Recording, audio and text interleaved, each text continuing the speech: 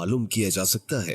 आप सल्लल्लाहु अलैहि वसल्लम ने इस बारे में क्या फरमाया, इस बारे में साइंस क्या कहती है और कुरान ने इसकी वजाहत किस तरह की, इन तमाम बातों का जिक्र आज की इस वीडियो में करेंगे। हमारा सबसे नजदीक स्टार सूरज, जिससे हमारी वाकफियत सिर्फ इतनी है कि ये आसमान में एक रोशन सितारा है जो 24 घंटे के सर्कल में दिन और रात की तब्दीली का बाइस है। कदीम जमानों के कल्चर में सूरज को खुदा या देवता तस्वर किया जाता था। इन कल्चर्स में खास तौर पर कदीम मिस्रियों में सबसे बड़ी इबादत सूरज की जाती थी। आज भी हिंदू मजहब में सूरज को ही खुदा समझा जाता है। हमारी जमीन से सूरज का फासला तकरीबन 14 करोड़ 96 लाख किलोमीटर है और जिसमें रोशनी जमीन तक 8 मिनट में पहुंचती है। सूरज कितना गर्म है, इस बात का अंदाजा इससे लगाइए कि सूरज का कवर यानी मरकज, जो सूरज का सबसे गर्म हिस्सा है, जिस हिस्से के सामने आग भी ठंडी नजर आए, जिसकी डेंसिटी यानी कसाफत 1,50,000 किलोमीटर पर मीटर क्यूब और जिसका टेम्परेचर 15 मिलियन डिग्री है और कैलोन स्केल में इसका टेम्परेचर 15 बिलियन कैलोन है।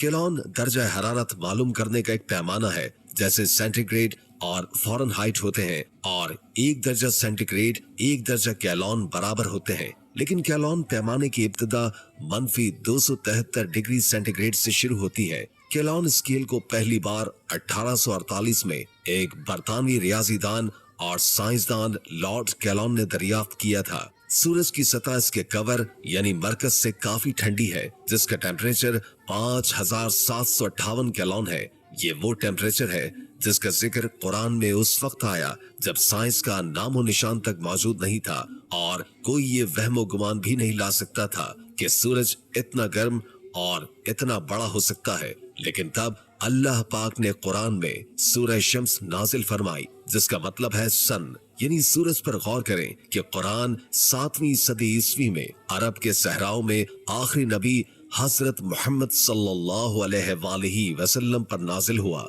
तो अगर कुरान अल्लाह पाक के अल्फाज नहीं है तो सोचे 1400 साल पहले 7वीं सदी ईस्वी में कौन सा ऐसा साइंसदान मौजूद था जो सूरज की सतह का टेम्परेचर मालूम करता।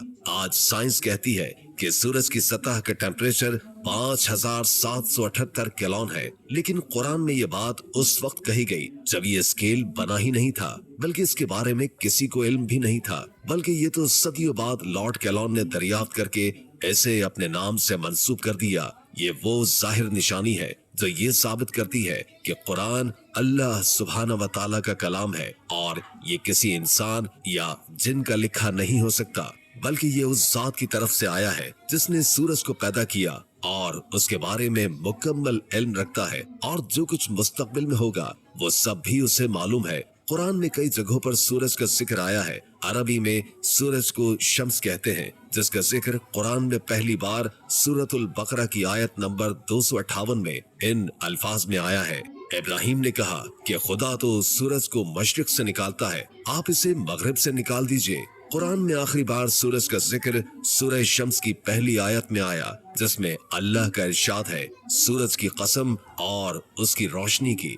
अब इस बात पर गौर करें जो आपके होश उड़ा देगी कि कुरान में जहां सूरज का पहली बार जिक्र आया इसके और जहां आखिरी बार जिक्र आया, इन दोनों के दरमियान टोटल आयात 5,778 है। कुछ याद आया?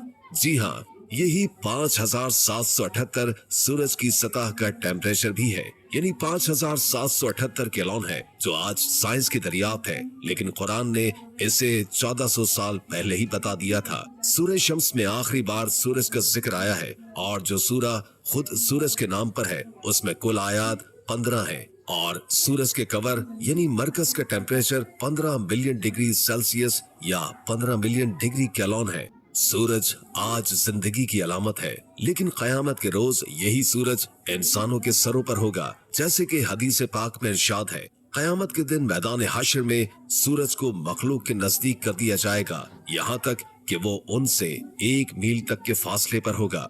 रावी सलीम बिन आमिर कहते हैं, मिक़दाद रज़ी अल्लाह ताला अन्हु कहते हैं कि अल्लाह की कसम मुझे नहीं मालूम, मील से मुराद जमीन की एक मुतय्यना मसाफत है या वो सिलाई जिससे आंख में सुरमा लगाया जाए। फरमाया तुम लोग अपने अमाल के बकदर पसीने में शराबोर होगे। चुनाचे इनमें से बाज लोग वो होंगे जिनके टखनों तक पसीना होगा, बाज वो लोग होंगे जिनके घुटनों तक पसीना होगा, बाज वो होंगे जो कमर तक पसीने में डूबे होंगे, और बाज वो लोग होंगे जिनका पसीना लगाम बन जाएगा।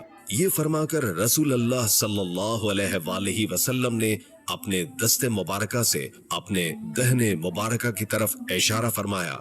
अबू हुरैरा रज़ी अल्लाह ताला अन्हु रिवायत करते हैं कि रसूल करीम सल्लल्लाहु अलैहि वसल्लम ने फरमाया, क़यामत के दिन लोग पसीने में शराबोर हो जाएंगे और उनकी ये हालत होगी कि उनका पसीना जमीन में 70 हाथ तक फैल जाएगा और मुंह तक पहुंचकर कानों को छूने लगेगा। सूरज समेत तमाम सितारों में हाइड्रोजन और हीलियम की एक बड़ी मिक़दार मौजूद है जो जलती हुई रोशनी और हरारत खारिज करती है। किसी सितारे का ईंधन जलकर खत्म हो जाए तो वो सुर्ख जायंट की सूरत में फैल जाता है, जिसके बाद वो बतदरीज सिकुड़ने और ठंडा होने लगता है, यहाँ तक कि मुकम्मल बेनूर हो जाता है। सूरज के साथ भी यही कुछ होगा।